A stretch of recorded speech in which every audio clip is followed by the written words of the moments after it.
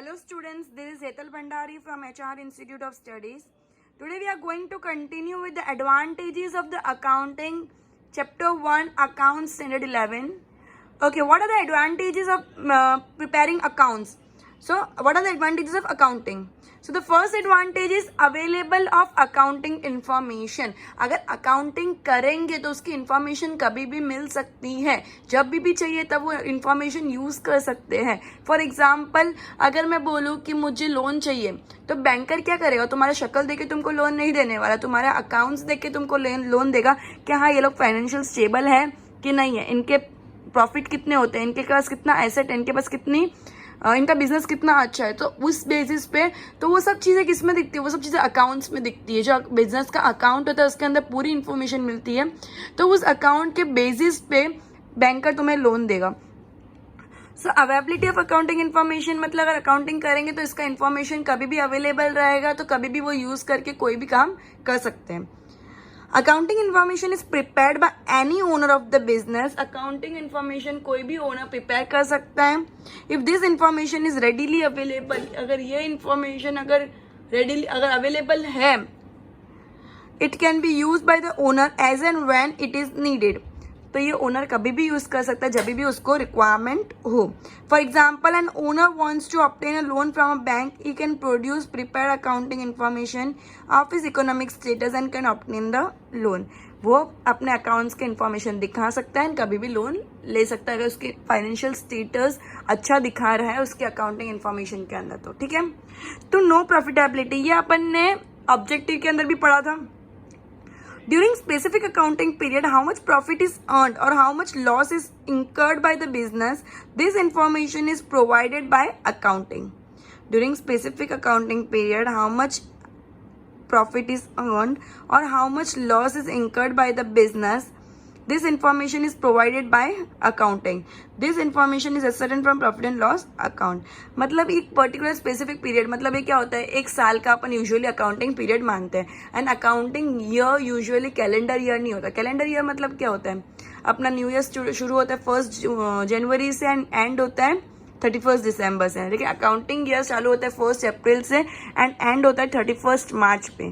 ठीक है. तो एक पर्टिकुलर अकाउंटिंग पीरियड बोलते हैं उसको. अकाउंटिंग पीरियड कितना यूजुअली 1 साल होता है, किसी किसी का शॉर्ट टर्म पीरियड लेते हैं तो 3 महीने का, 4 महीने का. ठीक है.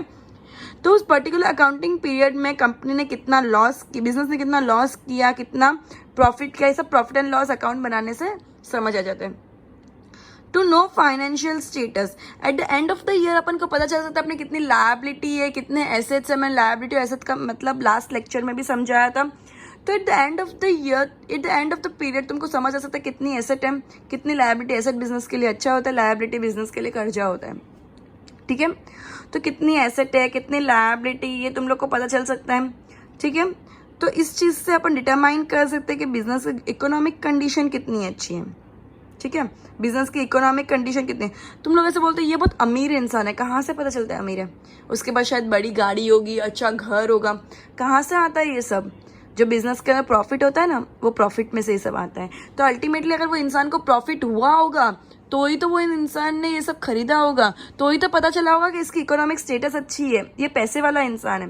तो फाइनेंशियल स्टेटस पता चलने के लिए इंसान को सबसे पहले अकाउंट्स मेंटेन करना जरूरी है, जिससे वो डिटरमाइन कर सके कि उसका अल्टीमेट प्रॉफिट कितना हो रहा है. अगर वो इंसान पैसे वाला है वो कैसे पता चलेगा, उसके लिए अकाउंट मेंटेन करना जरूरी है, जिससे वो खुद ही डिटरमाइन कर सके कि उसने ये साल कितना कमाया, कितना घटाया. ठीक है. और कमाया तो अच्छी अच्छी चीज़ें ले सकता है, हाई फाई चीज़ें ले सकता है, जिससे लोगों को पता चल सके कि उसका फाइनेंशियल स्टेटस कैसा है. ठीक है.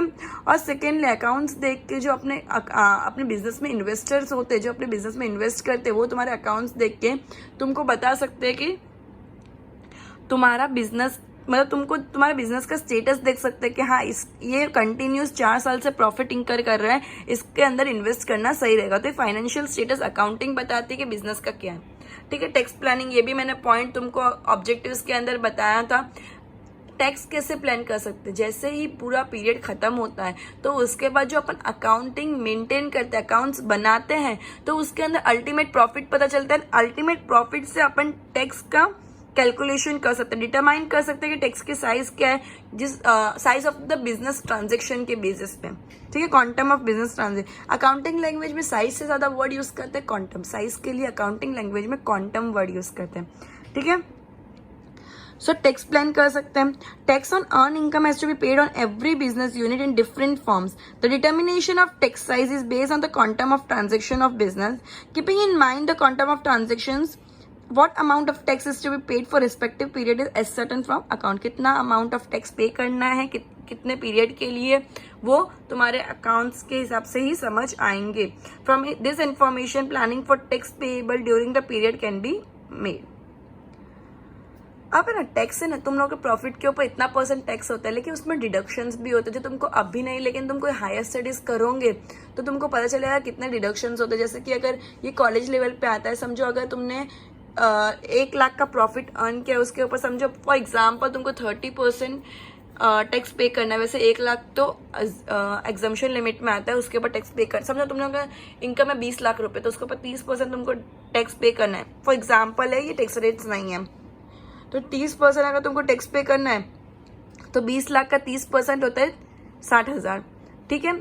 20 लाख का 30% होता है 60,000, तो 60,000 तो टैक्स में चला जाता है। तो बिजनेसमैन क्या करता है, टैक्स को बचाने के लिए टैक्स के डिडक्शंस होते हैं। समझो डेप्रिसिएशन जैसी चीज़ होती है। डेप्रिसिएशन का मतलब अभी तक तुमको पता नहीं है क्या होता है। एसेट जितने भी बिजनेस के अंदर होती है, हर साल उसको थोड़ी थोड़ी अमाउंट से रिटर्न ऑफ करते हैं, जितने साल वो एसेट चलेगी उस बेसिस पे।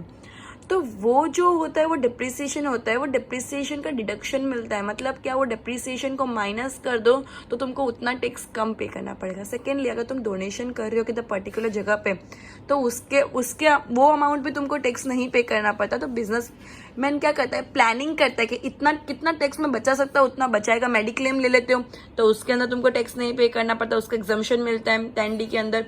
तो ये सब सेक्शंस है जो तुमको अभी नहीं, लेकिन फ्यूचर हायर स्टैंडर्ड्स में, हायर स्टडीज के अंदर समझ आएगा, ठीक है। Now valuation of business in practice, sometimes an owner sells his own business to another person. Under this circumstances, what will be the selling price of the business? Accounting is helpful to determine this selling price. What is the profitability of business? What is the economic condition? This sort of information is provided by accounting. Therefore, in this manner, accounting assist in business valuation. तुमने कभी सुना है ये company को ये company ने ले लिया है, समझा, माइक्रोसॉफ्ट को नोकिया ने ले लिया है, वगैरह वगैरह। तो ये सब माइक्रोसॉफ्ट ने खुद की वैल्यू कैसे डिटरमाइन की होगी, अकाउंट्स मेंटेन किया होगा, उसका इकोनॉमिक स्टेटस पता चला होगा, उसकी गुडविल पता चली। गुडविल मतलब क्या होता है, मेरा मार्केट में बहुत नाम है, वो होता है गुडविल। वो नाम के भी पैसे होते हैं ना, बिकॉज वो नाम इतने साल से कमाया गया है। पापा लोग बोलते हैं इतने साल से मैंने नाम कमाया है। कमाया मतलब क्या, कमाई तो कोई चीज़ वैल्यू कमाई होती है ना। तो कोई भी बिजनेस बेचते तो उस चीज़ की वैल्यू होती है। आज एप्पल की कितनी वैल्यू है, एप्पल मीन्स खाने वाला एप्पल नहीं, एप्पल आईफोन, आईपैड, आईपॉड्स, ये सब चीज़ों की कितनी वैल्यू है, क्योंकि उस इतने साल से उन लोगों ने गुडविल मेंटेन की है, बिजनेस के अंदर क्वालिटी अच्छी मेंटेन की है, तो उस चीज़ से गुडविल मेंटेन रही हो। तो एप्पल अगर अपना बिजनेस किसी को बेचेगा तो एप्पल की हाई फाई वैल्यू आएगी, सिर्फ उसके नाम की, सिर्फ एप्पल नाम। अगर वो अपना नाम किसी को बेच दें तो उसकी भी वैल्यू आती है, बिकॉज इतने साल से उसने अपनी गुडविल मेंटेन की है। समझ आया। तो ये सब कहाँ से पता चलता है, तुम्हारे अकाउंट से, कि कितना प्रॉफिट कितने टाइम में तुम इंकर कर रहे हो, ठीक है। Decision making, different forms of business like soul proprietorship, partnership, firm and company prepare their own accounts. अब सोल प्रोप्राइटरशिप होता क्या है, सोल प्रोप्राइटरशिप मतलब क्या होता है, एक अकेला बिजनेस पूरा, एक अकेला इंसान पूरा बिजनेस हैंडल कर रहा है। जैसे कुछ इंसान होते हैं जो अकेला होता है, लेकिन उसके नीचे वर्कर्स बहुत होते हैं, बट वो इंसान अकेला ओनर होता है। जब only single person is the owner of the business तो उसको बोलते हैं सोल प्रोप्राइटरशिप। पार्टनरशिप मतलब more than one person is the owner of the business, more than one person are owner of the business, तो उसको क्या बोलते हैं, पार्टनरशिप। एंड कंपनी क्या होती है, जिसके अंदर share holders are the owners of the business. Company के अंदर शेयर्स इशू करते हैं, एंड जितने भी शेयर होल्डर्स है सब ओनर्स ऑफ द बिजनेस है, ठीक है। ओके, नाउ लास्ट मैंने क्या बोला था, ओके, प्रिपेयर ये सब लोग अपने अपने अकाउंट्स प्रिपेयर करते हैं। Specifically accounts of the company are use by several stake holders like creditors, share holders, investors for the investment decision. अब बिजनेस बिना पैसों के तो चल नहीं सकता, तो पैसे इन्वेस्टमेंट तो करने पड़ते, लोन के तरीके से, या इन्वेस्टर्स को बोलते हैं इसमें इन्वेस्ट करो, या क्रेडिटर्स होते हैं। अभी क्रेडिटर्स मतलब क्या होता है? क्रेडिटर्स मतलब जिससे अपन ने परचेस किया है लेकिन क्रेडिट पे परचेस किया है, मतलब ऑन द स्पॉट कैश नहीं पे किया है। अगर ऑन द स्पॉट कैश नहीं पे किया मतलब क्रेडिट पे परचेस किया है, तो इंसान अपन को क्रेडिट पे क्यों देगा?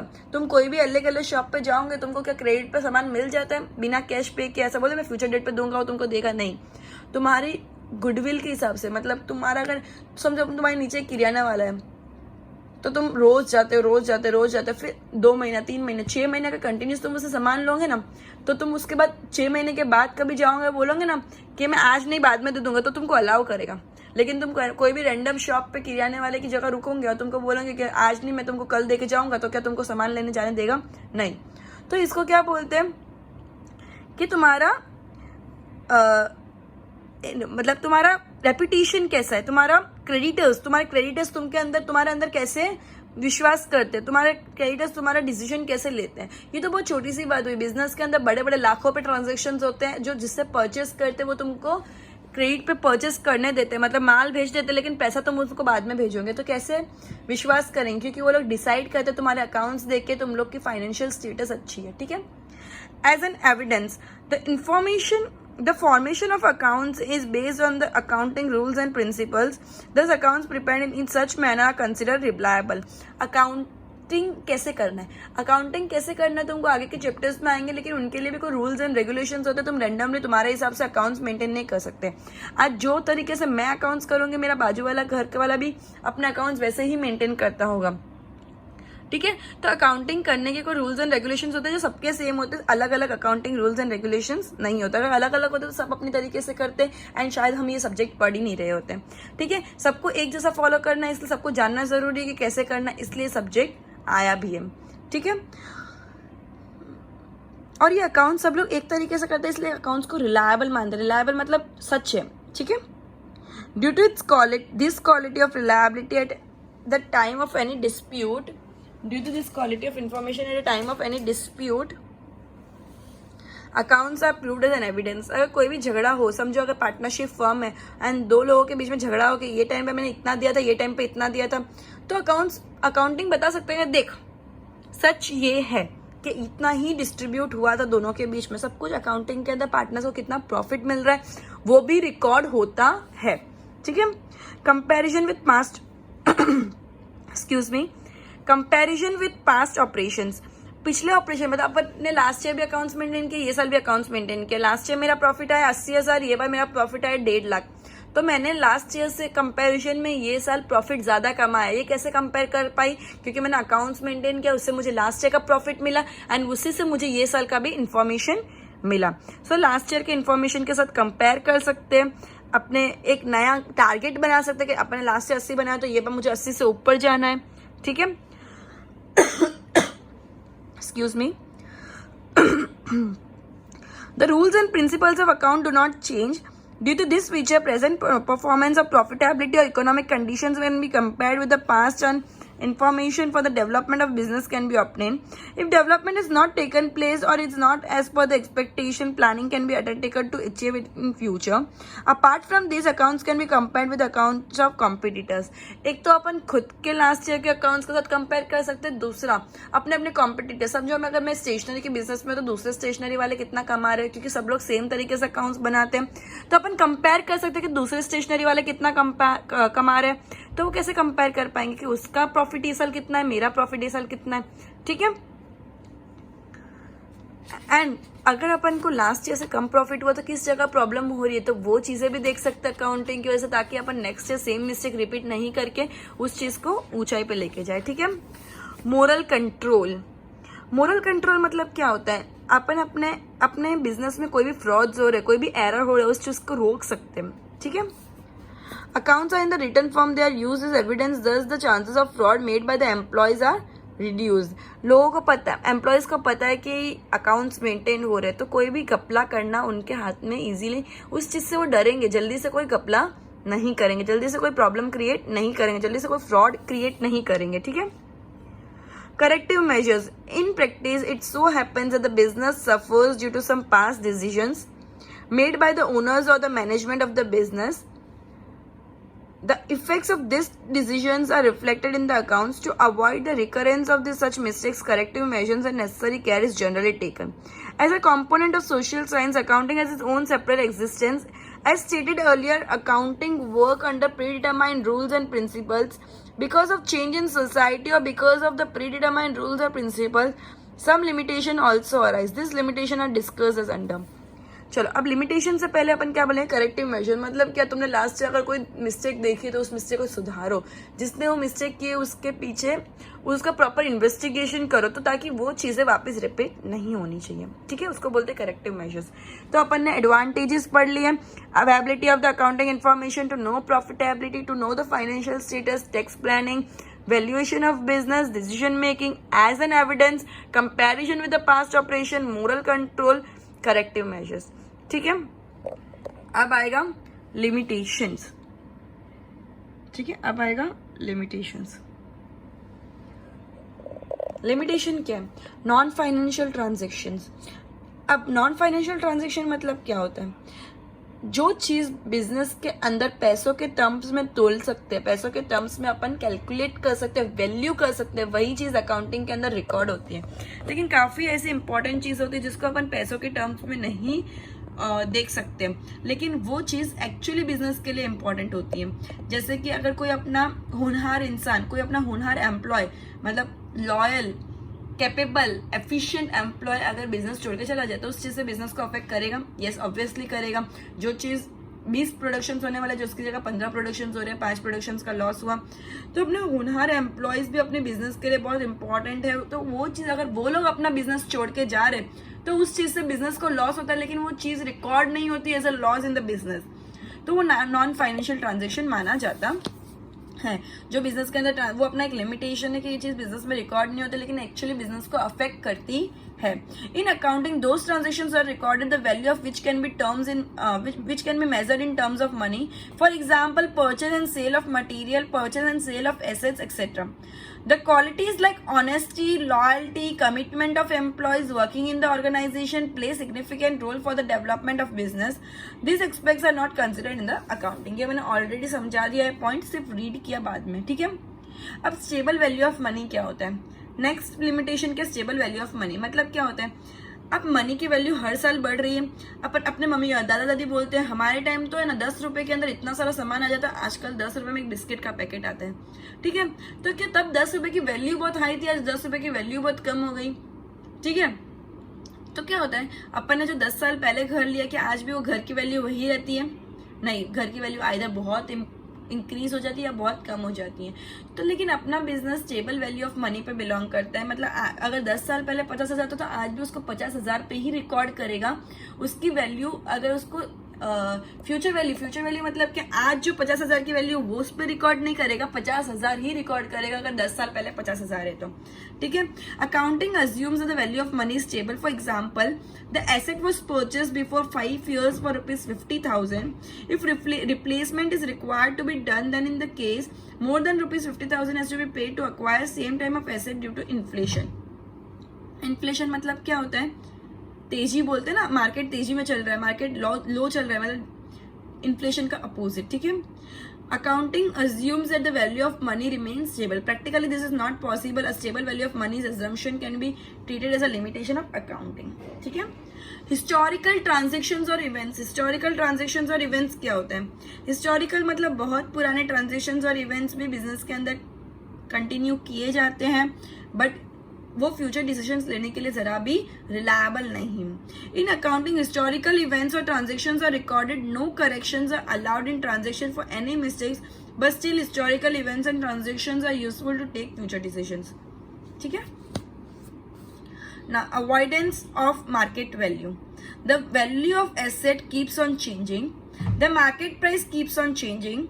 In accounting, market value is ignored and only actual cost based transactions are given.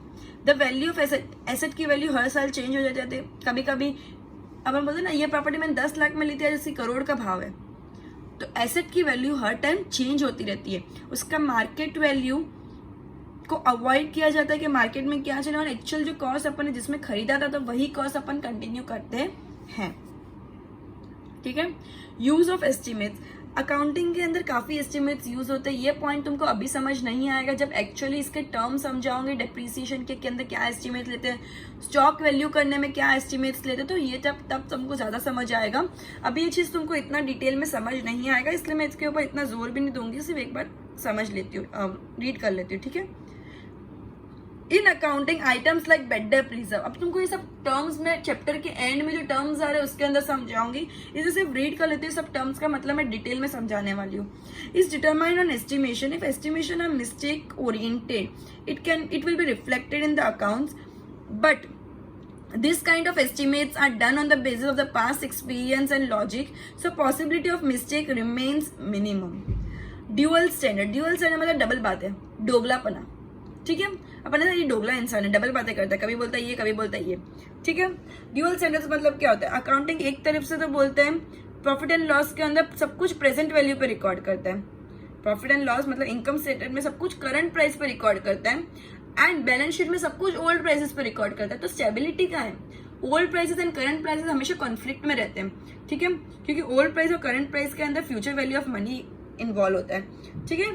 तो ये दोगलापना हो गया, क्योंकि प्रॉफिट एंड लॉस को तुम अगर करंट प्राइस पे इंक्लूड कर रहे हो तो तुम बैलेंस शीट को ओल्ड प्राइसेस पे कैसे कर सकते हो. लेकिन अकाउंटिंग यही कंसेप्ट फॉलो करती है. There are two important components of accounts, that is profit and loss account and balance sheet.